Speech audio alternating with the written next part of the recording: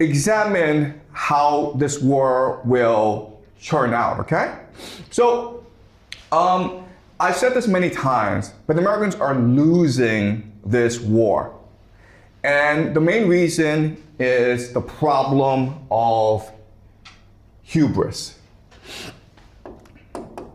And so I want to examine closely what this means strategically, what this means on the battlefield, okay?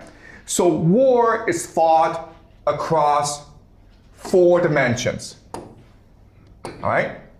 There is the narrative dimension, meaning global opinion, how history will perceive this war.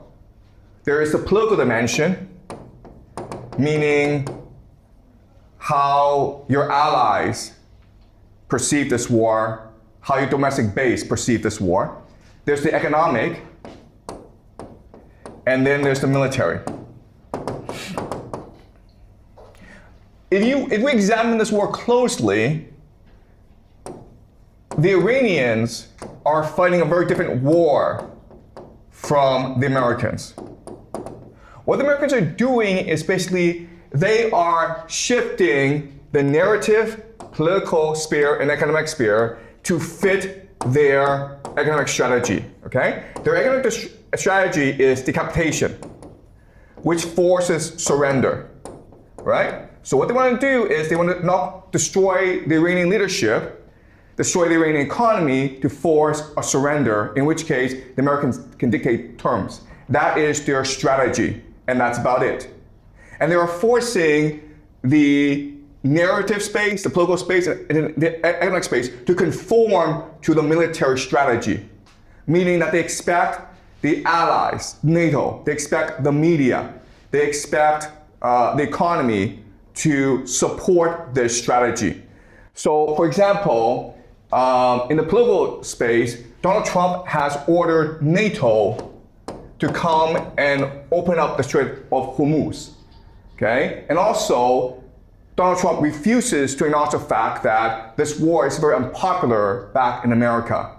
In the economic space, what the Americans are trying to do is keep the price of oil low so that it does not disrupt the global economy. And they do that, of course, by unsectioning Russian and Iranian oil, which benefits the Russian and Iranian economies, okay? And in a narrative space, they're basically trying to tell the media to follow the party line. Donald Trump has threatened journalists that if you do not report this war is going well, then I might put you in prison. All right? So this is the American strategy, forcing the narrative, political, and economic spheres to conform to the military strategy. The Iranians have a different approach. The Iranians are using the military in order to impact the economic, political, and narrative spheres. All right, it's completely reverse. So the military strategy is calibrated in a certain way to benefit the Iranian economy, okay? So what I mean by that is that the military is strategically controlling the Strait of Hormuz so that Chinese ships can pass, right? Because Chinese ships are the main buyer of Iranian oil. Also, if you are, if you're willing to play ball like Japan or Qatar or Oman, they will also let your ships pass, okay? So this is being strategic. Politically, the Iranians are trying to split the Gulf states, right? They know that Saudi Arabia and UAE are committed to regime change in Iran, but they know that Qatar, Bahrain, Qatar and Oman are on the other side, okay? So they're trying to gain as much political leverage as possible within the GCC.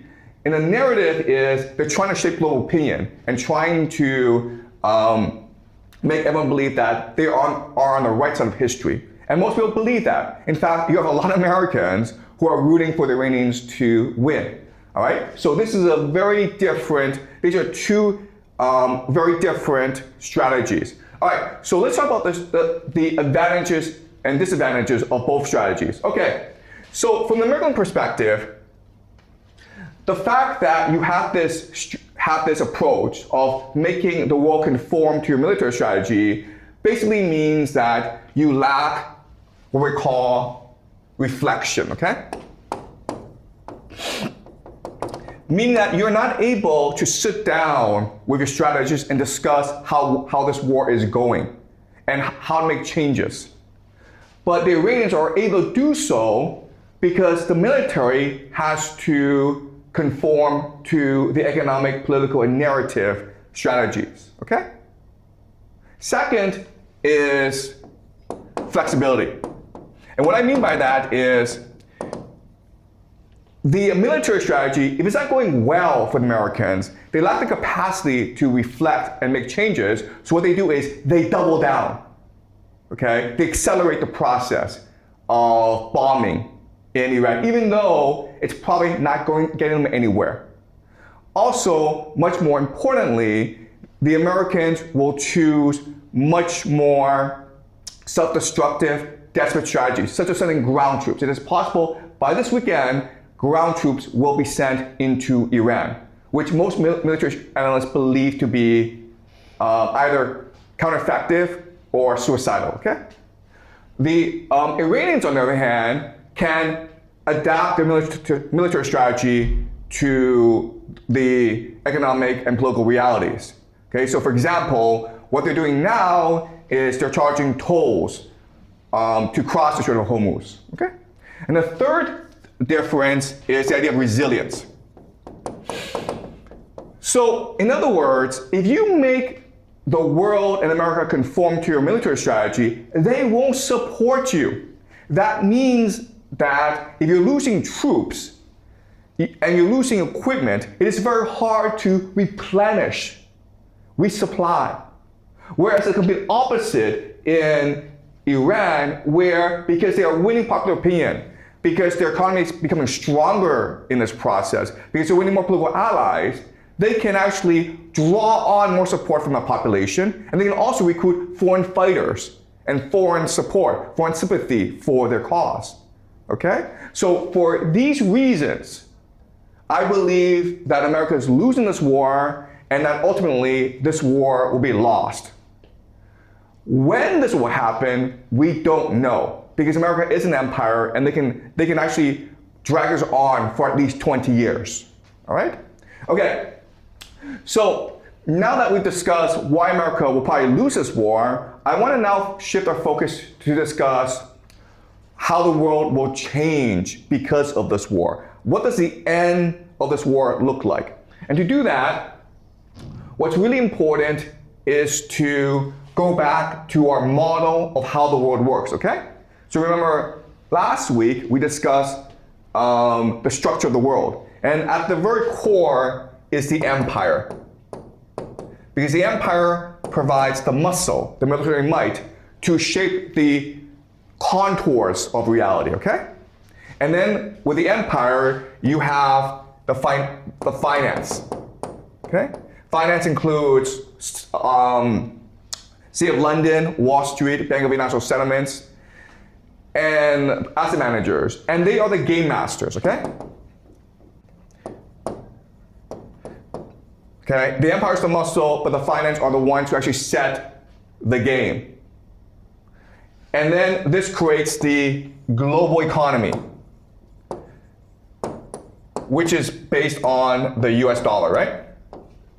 But you can't actually have people believing that this is the way the game is structured, because then people won't want to play the game. So what you do is you create an additional layer of multilateral organizations, what the Americans like to call the rules-based international order, including the UN and the WTO, okay, and other organizations. But this makes people believe that the way the world is structured is fair, open, and transparent. And you hide the finance and the empire behind multilateral organizations, okay?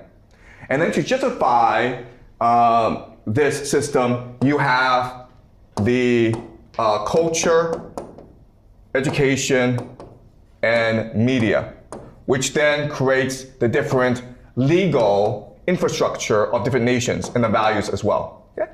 So this is how the world is organized.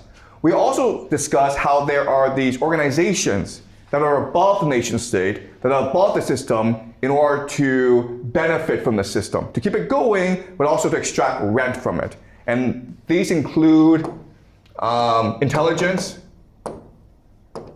crime, and science. We also discuss how the organizing forces behind intelligence, crime, and science are transnational capital,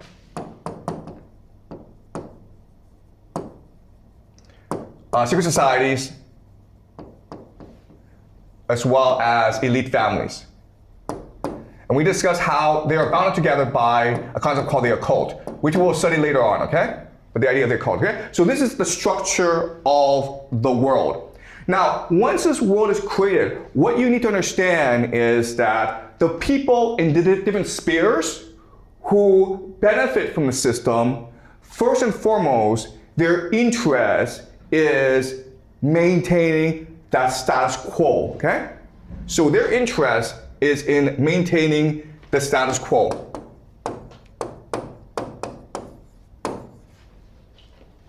All right? So basically, they want the system to continue. The problem with the system is, at the core is an empire that will probably lose the war in Iran.